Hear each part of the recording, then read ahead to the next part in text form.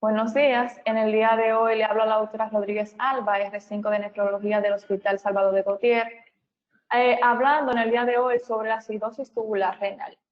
Es un tema muy amplio, pero por cuestiones de tiempo, en el día de hoy lo vamos a hacer de una forma un poco resumida.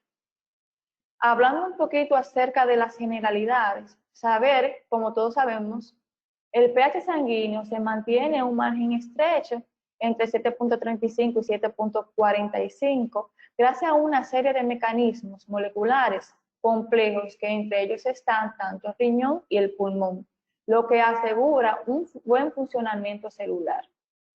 La dieta típica generalmente produce 1 miliequivalente kilogramos al día de hidrogeniones en el adulto, mientras que en el niño presenta de 1 a 3 miliequivalentes kilogramos al día. Como todos sabemos, el riñón va a controlar el balance ácido-base a través de 3 mecanismos, que son la reabsorción de bicarbonato, excreción de ácidos o álcalis, según la necesidad, y la síntesis de amonio y bicarbonato. A nivel del glomérulo, en el día, a nivel del riñón, llega aproximadamente 4.320 miliequivalentes de bicarbonato, en donde el 85% es reabsorbido a nivel del túbulo proximal, el 10% es reabsorbido a nivel de la asa gruesa de Henle y el 4.9% en los túbulos colectores. Y solo 1 miliequivalente de bicarbonato es eliminado por la orina.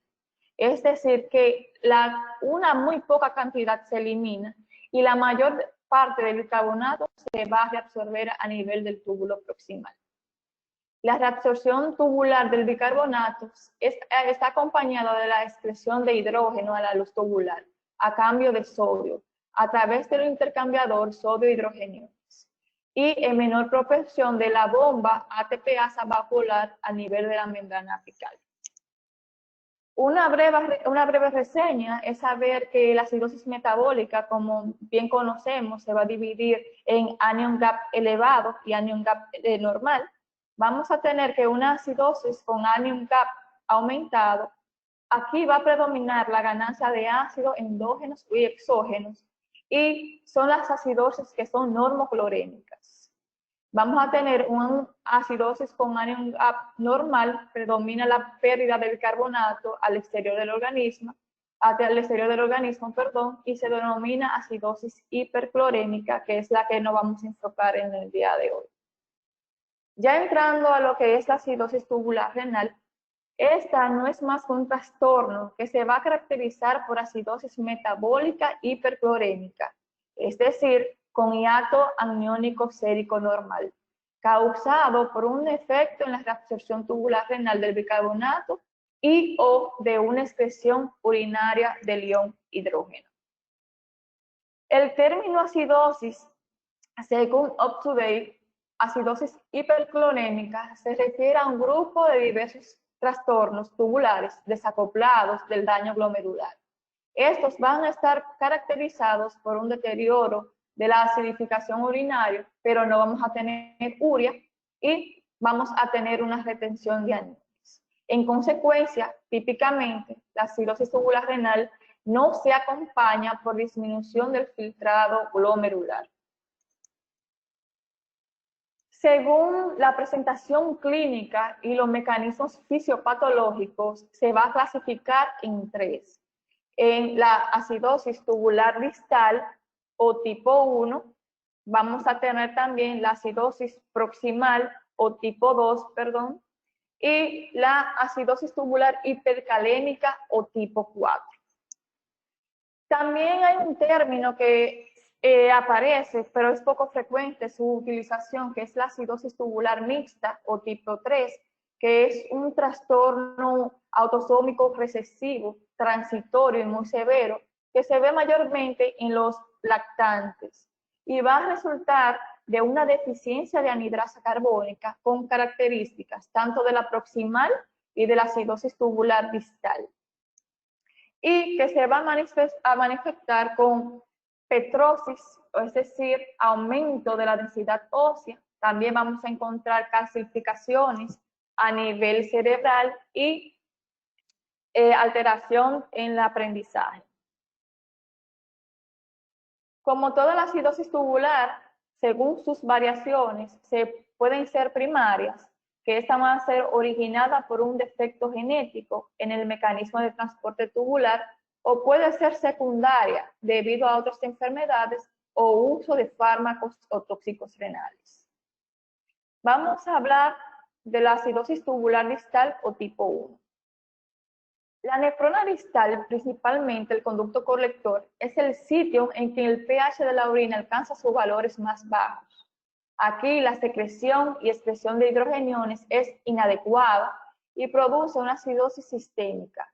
La acidosis metabólica, que se produce como consecuencia de la disminución de la secreción de ácido renal en ausencia de las disminuciones marcadas de la tasa de filtración glomerular. Y aquí se va a caracterizar, como las anteriores, por un anion gap normal. Esta va a reflejar una falla en la reabsorción de bicarbonato por las células intercaladas en el conducto colector, lo que va a resultar en una orina alcalina persistente. Además, esta se caracteriza por una excreción de ácido deteriorado y la incapacidad de reducir el pH urinario a 5.3 cuando ésta se enfrenta con acidemia espontánea o una carga de ácido. El defecto de secreción de hidrogeniones en el conducto colector conduce a una excreción de sodio reducida después de una disminución del amonio, la excreción de ácidos titulables y la pérdida de bicarbonato. Esto nos va a dar como resultado una disminución en la concentración sérica de bicarbonato y a la generación de una acidosis metabólica hiperclorémica.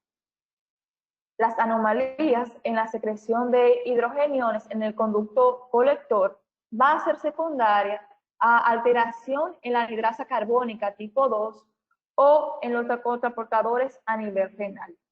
Aparte de ello, de defectos a nivel de las bombas de hidrogeniones ATPase.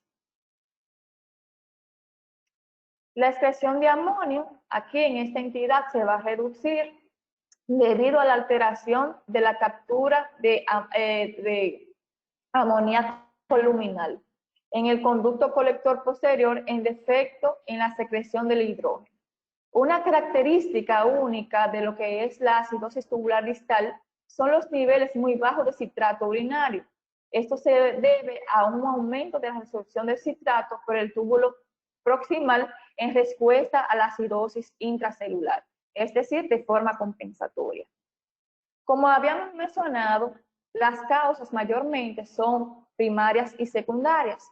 Las primarias, que son las hereditarias, vamos a tener que es más frecuente en los niños, y las mutaciones genéticas se ven más en el intercambiador vasolateral del cloruro de bicarbonato, en el gen SLCA-A1, y en el hidrógeno apical ATPasa en los genes ATP6VOA4 y ATP6V1B1.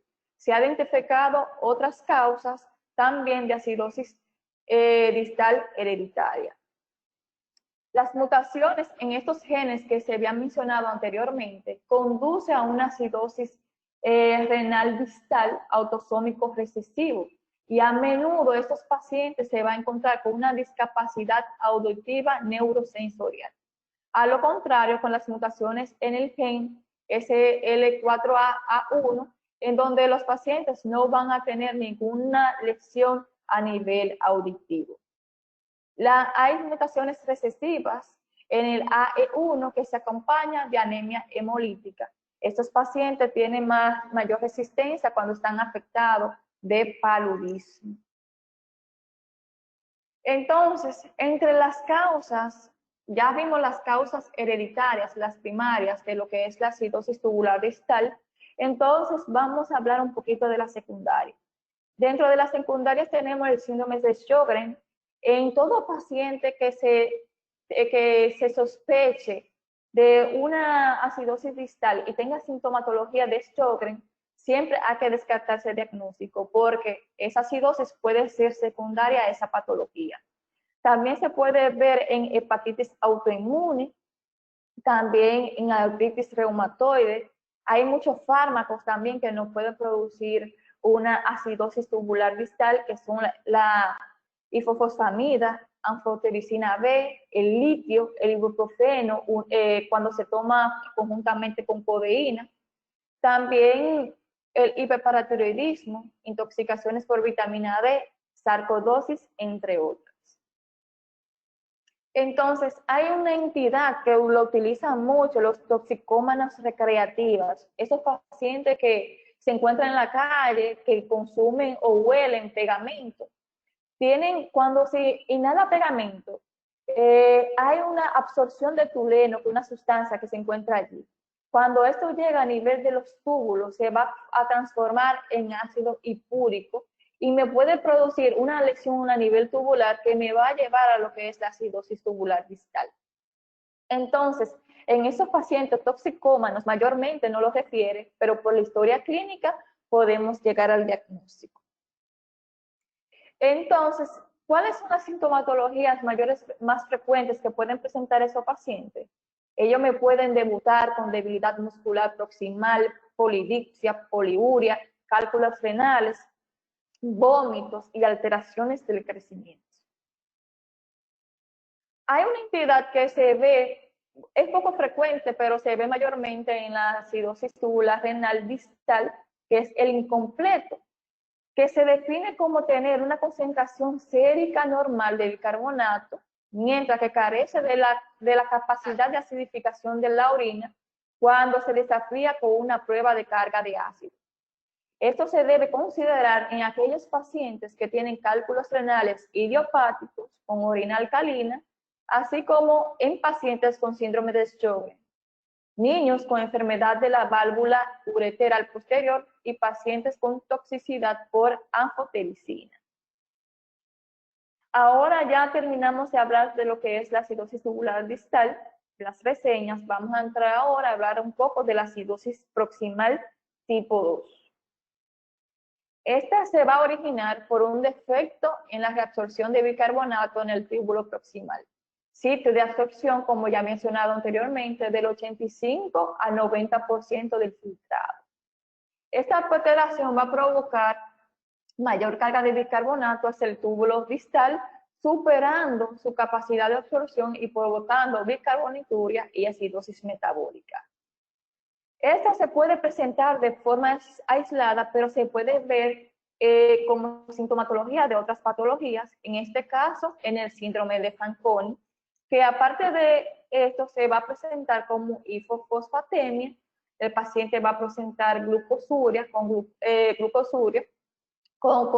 concentración de glucosa sérica normal, hipouricemia y aminosuria. También hay defectos en la secreción en estos pacientes de hidrógeno por intercambiador sodio e hidrogeniones o hidrógenos ATPase. También esta entidad se puede ver por defectos de la salida de bicarbonato por el contraportador de sodio, 3 hidrógeno bicarbonato, y también por un deterioro en la luz o citosólica de la anhidrasa carbónica. También tiene alteraciones tanto adquiridas como hereditarias. Dentro de la hereditaria la vamos a dividir en autosómica recesiva y autosómica dominante o esporádica. Como habíamos mencionado anteriormente, la hereditaria es más frecuente en niños, es de tipo idiopática. Algunas terapias con ifosfamida y cistinosis son las causas más comunes de acidosis tubular proximal en estos pacientes, en la niñez, y la mayoría de los niños presentan síndrome de Fanconi, algunos con una tubulosis renal proximal aislada. Los pacientes que tienen esta acidosis proximal y tienen un gen autosómico recesivo relacionado con las mutaciones en el cotransportador sodio B1 y 3 hidrógenos bicarbonato, mayormente estos pacientes van a tener una alteración en el crecimiento pueden presentar glaucoma y puede tener calcificaciones a nivel del sistema nervioso central. Otros genes implicados que se pueden ver, otros genes que se pueden ver son las formas más comunes del síndrome de Fanconi familiar, que se debe mayormente a la cistinosis y a la enfermedad de Wilson. Entonces, cabe destacar que los genes implicados en la acidosis tubular proximal autosómica dominante, ese gen aún no ha sido identificado. Otros síndromes que se pueden ver que pueden producir una acidosis tubular proximal es el síndrome de Lowe, la enfermedad de la bolladura y el síndrome de Fanconi-Bickel. Entre las causas primarias predomina lo que son los que ya mencioné, genética, también la cistinosis, galactosemia, enfermedad de Wilson, el síndrome de Lowe, y las adquiridas están mayormente por drogas, la ifosfamida, el tenofovir, que son mayormente una de las causas de acidosis tubular proximal en aquellos pacientes que son VIH positivo y que llevan su tratamiento antirretroviral. También se puede ver en pacientes que utilizan aminoglucósidos y también desórdenes, o sea, a enfermedades monoclonales por depósitos de cadena ligera a nivel de los túbulos. ¿Cuáles son la sintomatología o la presentación clínica de esos pacientes? Estos pacientes la sintomatología puede pasar desapercibido porque mayormente son asintomáticos. Algunas veces, no tan frecuentes, pueden presentar debilidad, parálisis debido a la hipocalemia severa, dolor o fractura ósea debido a la osteomalacia. Vamos a hablar ahora acerca de la acidosis hipercalémica o tipo 4.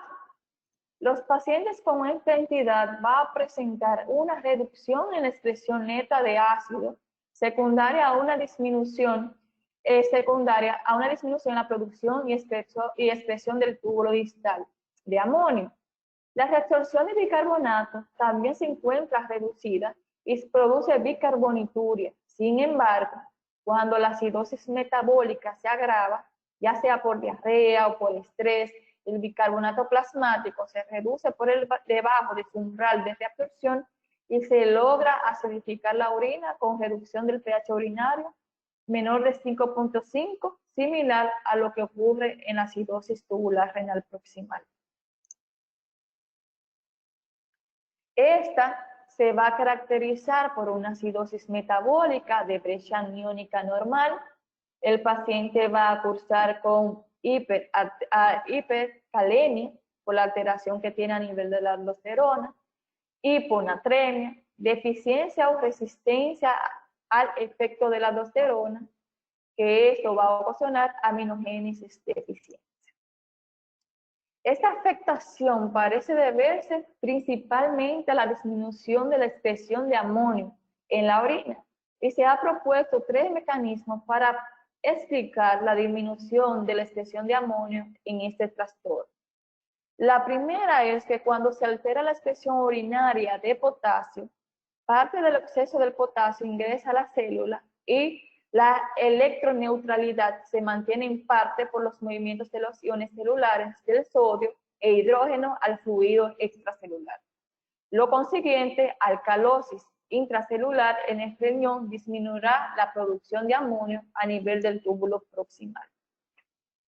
La segunda es que el amonio normalmente se va a reabsorber en el intersticio medular y luego se vuelve a secretar en el túbulo colector medular.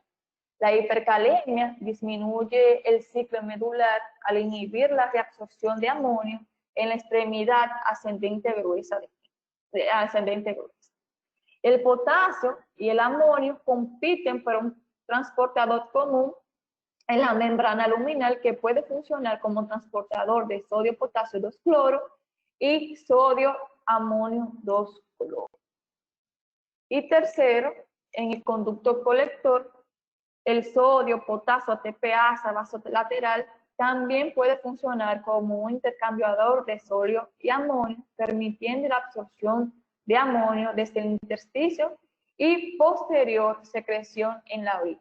Sin embargo, el potasio compite con el amonio por este intercambiador y por lo tanto la hipercalemia deteriora la capacidad de bomba para transportar el amonio a la célula. Por esto básicamente es la fisiopatología de lo que es la acidosis tubular tipo 4 o hipercalemia. Aquí podemos ver en esta imagen, este cuadro que fue de UpToDate, en donde se pueden ver las mayores causas de hipoaldosteronismo, que mayormente se ve en el caso de lo que es la tipo 4, la hipercalémica, y se va a deber mayormente por una reducción en la producción de aldosterona y una resistencia a la aldosterona. Entonces, dentro de las patologías que me pueden, o las entidades que me pueden producir una reducción en la producción de la aldosterona, tenemos el hipoaldosteronismo, vamos a tener medicamentos como inhibidores de las calcineurinas, también vamos a tener uso crónico de la heparina, también insuficiencia renal primaria en aquellos pacientes con nefropatías diabéticas, y algunas entidades, como ya habíamos mencionado anteriormente, genéticas, como un pseudo hipoaldosteronismo tipo 2 o el síndrome de Golgi, entre otros. Dentro de la resistencia a la aldosterona, vamos a tener algunos fármacos como son la espronolactona, la esprenolona, la miloride, también antibióticos como el timetoprim sulfa, y también pseudo-hipoaldosteronismo tipo 1. También se puede ver en pacientes que tienen obstrucciones, uropatías obstructivas, y es cuanto ante esa entidad. Vamos a hablar un poco acerca del diagnóstico de la acidosis tubular renal. Cabe destacar que antes de hacer el diagnóstico tenemos que saber cuáles patologías me pueden producir una acidosis metabólica con brecha aniónica normal. Entonces, aquí lo dividimos en incremento, o sea, anion gap elevado y el anion gap normal. Entonces, tenemos que hacer la diferencia entre las patologías que se ven en ellas. Por ejemplo, en el anion gap aumentado vamos a tener acidosis lácticas, cetoacidosis, la diabetes, consumo de metanol, de aspirina, de tolueno. Y en la acidosis, en la acidosis metabólica con anion gap normal, como ya había mencionado, la diarrea, los diferentes tipos de acidosis, inhibidores de la anhidrasa carbónica, aquellos pacientes crónicos que debutan con una insuficiencia renal, hay que hacer el diagnóstico diferencial con estas entidades. Para hacer el diagnóstico se necesita una serie de análisis, son muchos análisis que hay que hacer el paciente para llegar al diagnóstico, porque mayormente estos pacientes pasan por desapercibidos. Lo primero que tenemos que valorar es el pH urinario. El pH urinario es generalmente de 5.5, un promedio de 6.5 a 7.5. Sin embargo, este puede ser menor en la acidosis tubular proximal y en la tipo 4. Cuando la acidosis sistémica se agudiza y el bicarbonato plasmático se reduce por debajo del umbral de la resorción tubular, en ambos tipos de acidosis tubular, la acidificación distal se encuentra intacta, por lo que se reduce el aporte distal del bicarbonato y la reabsorción distal es incompleta, con posibilidad de acidificación de orina y una reducción del pH urinario por debajo de 5.5. En cambio, en la distal, la acidificación urinaria es incompleta o se encuentra ausente, por lo que el pH urinario no se reduce por debajo de 6. El pH urinario no es como la panacea para el diagnóstico de esta entidad, pero se puede utilizar como coadyuvante cuando tenemos ya otros estudios para descarte. Otro que se puede realizar, tenemos que diagnosticar la acidosis sistémica, que este va a presentar una acidosis metabólica hiperclorémica, como se había mencionado anteriormente, con anion gap normal. Esta es la fórmula, que es sodio menos cloro más bicarbonato, que va a ser más o menos 2 en el adulto. Mientras que las cifras normales en el niño de menores de 2 años es de 16 más o menos 4. También vamos a ver la determinación de gases arteriales, en donde vamos a ver una reducción del pH y un CO2 total y de la concentración de bicarbonato durante los episodios de acidosis grave. También se puede ver en los análisis hipocalemia. En algunos de los pacientes, la concentración del potasio se encuentra reducida, como ya he mencionado anteriormente, en la acidosis tubular proximal y tanto a la distal, debido a aumento del flujo urinario por la pérdida importante de este ion. Entonces, lo contrario vamos a ver en la tipo 4 hipercalémica, en donde, como su nombre lo dice, los niveles de potasio o de este ion van a estar aumentados. Vamos a encontrar también hipocitaturia e hipercalciuria, que son parte, en este caso, de la acidosis tubular distal. La cifra normal de excreción del citrato es de mayor de 180 miligramos y la excreción de calcio es menor de 4 miligramos kilogramos al día. Entonces, esta entidad a nivel de analítica se va a ver mayormente en la distal. La fracción expectada de bicarbonato filtrado permite diferenciar de la proximal y la distal para su determinación, y se requiere la administración de bicarbonato sódico hasta lograr una concentración mínima en sangre de 2 mol, y la fracción extractada de bicarbonato filtrado se incrementa de 10 a 15% después de esta prueba en la acidosis tubular proximal y un 5% en la distal, que eso más o menos me puede arrojar un poco el diagnóstico. Vamos a tener la determinación del gradiente de Pou, ayuda a distinguir de la proximal y la distal. Actualmente, esta se va a considerar el método diagnóstico más sensible para determinar las alteraciones de la secreción de hidrógenos en el túbulo colector. En la acidosis tubular distal, el gradiente orina-plasma de la presión de dióxido de carbono es menor de 20, 20 miligramos por decilitro, 20 miligramos de mercurio, independientemente de la acidosis tubular distal sea primaria o secundaria o hereditaria. Mientras que esta en la proximal es de mayor de 20 miligramos. Vamos también a tener la determinación del hiato urinario, que se utiliza como el objetivo de diagnosticar la acidosis tubular renal versus la presencia de acidosis metabólica de cualquier otra etiología. Consiste en medir la concentración de electrolitos en la orina y aplicar la fórmula de cloro, sodio más potasio.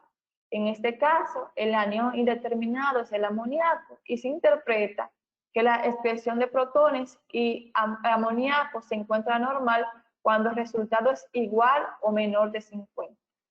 Y diagnóstico de una acidosis tubular renal cuando la cifra es mayor de 50, con lo que se descartan otras causas de acidosis metabólica. La determinación del hiato urinario se utiliza con menor frecuencia en la actualidad debido a que los resultados no son siempre confiables. También tenemos una prueba de acidificación con estímulo de cloruro de amonio furosemida.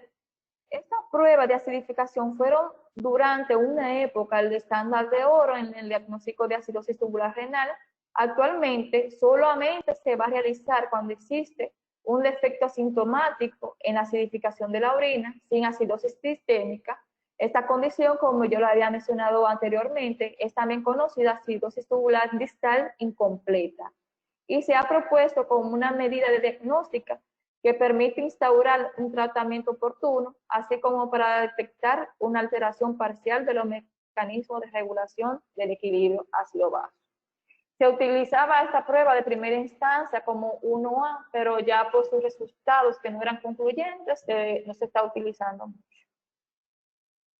Entonces, esto es un cuadro que no se ve muy bien, pero aquí me divide las diferentes presentaciones de las acidosis tubulares, en donde se puede ver que en la distal el bicarbonato está muy bajo, menor de 10. En la proximal el bicarbonato se va a encontrar de 10 a 18. Y en la moderada y en la hiperpotasémica va a estar de 15 a 20. El potasio en la distal va a estar disminuido, al igual que la proximal, pero en la tipo 4 hiperpotasémica va a estar aumentado. La aminoaciduria y la fosfaturia no va a estar presente en la distal ni en la hiperpotasémica, pero sí en la proximal. La osteomialacia se va a ver tanto en la distal como en la proximal, pero no se va a ver en la tipo 4. La litiasis o nefrocalcinosis va a estar presente solamente en la distal, pero no en la proximal ni en la tipo 4. El filtrado glomerular va a estar normal en la distal y en la proximal y en la hipercalémica o un poquito reducido. O sea que el filtrado glomerular no se va a ver muy afectado en este tipo de lesión tubulares. La citraturia va a estar baja en lo que es la distal y va a estar normal en la proximal y en la hipercalémica. El pH urinario, tanto en el pH urinario en la distal va a estar menor de 6.0, en la proximal va a estar menor de 5.5, al igual que la hiperpotasémica. Entonces, esto es lo más importante acerca del cuadro, eso para hacer el diagnóstico y diferenciar de una entidad con la otra. Vamos a pasar el tratamiento. Del tratamiento no encontré mucho aporte, lo que pude encontrar fue en Medscape, entonces vamos a hablar un poquito de ellos. Los requerimientos, el tratamiento en lo que es la acidosis tubular distal o tipo 1, los requisitos de álcali de estos pacientes son mínimos en comparación con los requisitos necesarios para los pacientes con la acidosis tubular proximal. Una dosis diaria de estos pacientes necesitan de 1 a 2 miliequivalentes kilogramos de bicarbonato de sodio. Puede ser lo suficiente en la mayoría de los casos y se puede proporcionar en forma de soluciones de citrato o solución de Schoen. La solución de Schoen no es más que una solución que contiene citrato, ácido cítrico y también solución salina, que se tolera bien porque causa menos distensión abdominal, aerofagia, que el sodio bicarbonato, tanto vía oral como tableta o en solución endovenosa. Los suplementos de potasio están indicados en presencia de hipocalemia. La hipocalemia puede ser grave en estos pacientes o pueden ser grave y los pacientes pueden ser sintomáticos. Por eso se le administra a esos pacientes lo que son la espironolactona, que se puede utilizar para mantener la normocalemia o suplementos de potasio como ion K vía oral. Eso fue cuanto al tratamiento a la distal. El tratamiento en la acidosis tubular proximal, esta va a requerir una multiterapia con grandes cantidades de álcali. Vamos a necesitar vitamina D y suplementos de potasio. El rango habitual de administración de bicarbonato sódico es de 5 a 5 miliequivalentes por kilogramo día, acompañado de suplementos de potasio. Como se puede ver la diferencia, en la distal no necesitamos grandes cantidades de álcali, mientras que la proximal sí. Entonces, en esta entidad se va a utilizar la cantidad que te dé de 5 a 15 miliequivalentes que el paciente necesita, se va a dividir en 3 fracciones en el día. O sea que se puede dar en la mañana, tarde y noche, dividido. En la proximal también es muy difícil de tratar porque la administración de álcali produce una bicarbonituria rápida y marcada pérdida de potasio. El uso de diuréticos para inducir el agotamiento de volumen extracelular que mejora la resorción tubular proximal de bicarbonato puede ser efectivo, pero generalmente se acompaña de un empeoramiento de la hipocalemia. Por tanto, los diuréticos deben usarse con precaución y requieren potasio adicional o la adición de agentes ahorradores de potasio. Ya en la hipercalemia, aquí mayormente se va a tratar la enfermedad secundaria, que en este mayor de los casos es el hipoparatiroidismo. Pero por lo general el suministro distal de sodio a que aumentarlo y los pacientes tienen que aumentar la ingesta de sal en la dieta por la afectación de la aldosterona, teniendo en cuenta que estos pacientes tienen un compromiso cardiorrenal concomitante. La sobrecarga de líquidos se puede superar con la adición de furosemida cuando el paciente tiene una dieta alta. Esta combinación fomenta el suministro distal de sodio al hacer que el túbulo colector sea más impermeable al cloruro y aumenta el intercambio de sodio por hidrógenos y potasio. Para el hipoparatiroidismo se va a utilizar una terapia con mineralcorticoides, es decir, fluocortisona, en dosis diarias de 0.1 a 0.2 miligramos. A veces es útil para la deficiencia de aldosterona, pero se debe tener cuidado al combinar con terapia de mineralcorticoides con diuréticos para evitar la precipitación de la insuficiencia cardíaca. Deben evitarse también los alimentos con alto contenido de potasio, por lo que ya se había mencionado por la fisiopatología de la enfermedad, así como inhibidores de la ECA, espironolactona, betobloqueantes. En estos pacientes se le van a utilizar mayormente lo que son las resinas de intercambio catiónico, que pueden ser útiles o son útiles para controlar la hipercalemia en estos pacientes. Hasta aquí fue mi conferencia. El tema fue tomado de UpToDate, Medscape y del libro Brenner. Entonces, copié un poquito de mi compañero Núñez con una reseña que aquí en la imagen se puede ver un boxeador llamado Muhammad Ali, que nació en enero del 1942 y falleció un día como hoy, puse la fecha mal, el 3 de junio del 2016. Él fue considerado uno de los mayores boxeadores en Estados Unidos. Aparte de eso, fue político y luchador de los africanos e islámicos. Aparte de eso, él fue un gran fundador de lo que son las luchas sociales contra la esclavitud o el racismo en sus tiempos. Él tuvo una frase que fue la que me gustó más, que dice que un hombre que ve el mundo a los 50 años igual que a los de 20 ha perdido 30 años de la vida. Muhammad Ali. Es cuanto.